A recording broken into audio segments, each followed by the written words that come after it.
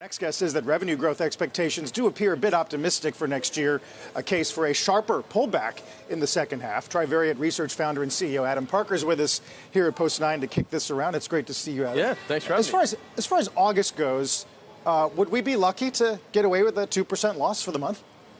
I mean, obviously earlier in the month we had a pretty big pullback, but last week we got two data points. To me, everything's about perceptions of growth and perceptions of rates. And I was surprised early last week. I think Leisman or somebody said, "Oh, we're in the good, good news is bad camp," and now we're 9 days later and we're talking about bad news is good, right? So that's the other side of the quadrant with the economic data. I mean, to me, the growth rate looks okay. I think earnings are going to be slightly higher next year than this year, but not as much as the consensus view. And I'm surprised that what's in the prices for cuts by January 25, and every equity investor I talk to all day long, none of them think that they're going to cut that many times. So we'll see if this is perceived as dovish, obviously on a one-day view or two-day view. We'll see if that maintains itself. Has your view on earnings changed at all, Adam? I do remember conversations at this desk where you continued to talk about the fact that we might actually see lower numbers. I think it was 24 or 23. Yeah, kind of flat. Maybe not so much. Yeah, we haven't changed our numbers at all this year. We're at 215. We've been there all year, and we're at 225 next year. We've been there all year. And what we said on the program was maybe 24 won't be very much above 23. We'll see. I don't believe this V-shaped recovery thing, though. That seems really unlikely because you had really high nominal GDP last year. Factories were running very hot. And you had huge pricing power. And I think now our view, we wrote a big note on industrials yesterday, our view is like, I don't want to say we're the whole pig's through the python from COVID, but it's getting mostly through, and we can kind of have more of a normal cycle with demand-supply dynamics going forward. So I think we're going to have eroding earnings expectations and slightly higher earnings next year than this year. I think that's a good base case. People worry about September, the cruelest month. Then others come back and say when your year-to-date gain is this big, it's actually not as bad on a seasonal basis. How do you think about that? Astrological a little bit, I mean, you need a lot of data.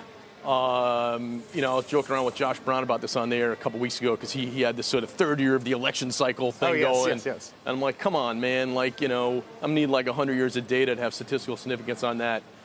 So I worry that stuff's a little spurious. I've seen those same things too.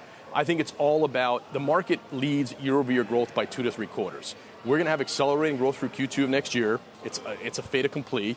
And then it looks kind of choppier in terms of whether it accelerates or decelerates in the second half of next year. So all we're trying to figure out is, will their earnings grow at accelerated rate year-over-year in the second half or not? And I think it's tough to call right now. So I think the market stays a little bit more range-bound.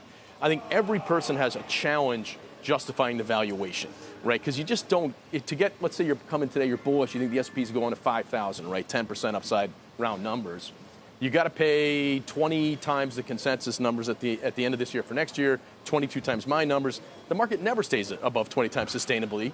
So that's only likely if the numbers are too low, which I don't think is, or we're just at the beginning of a multi-year earnings cycle again, and it's like 2012 where it grows all the way to 19, and maybe that's where we are. That's what you need to believe, I think, in order to justify that? Yeah.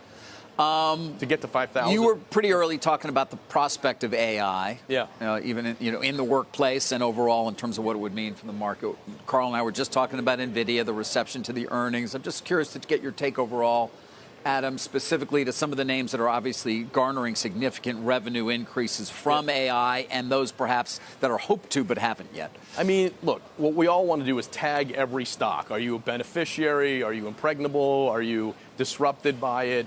And I guess increasingly, are you fake? Are you fake AI? Like, we track every word related to AI in every transcript over time, and there's lots of companies that are using AI-related terminology that have nothing to do with AI. So I think a lot of management teams, IR guys have figured out, let's sprinkle a little AI dust into our transcript and see if we get a little multiple expansion.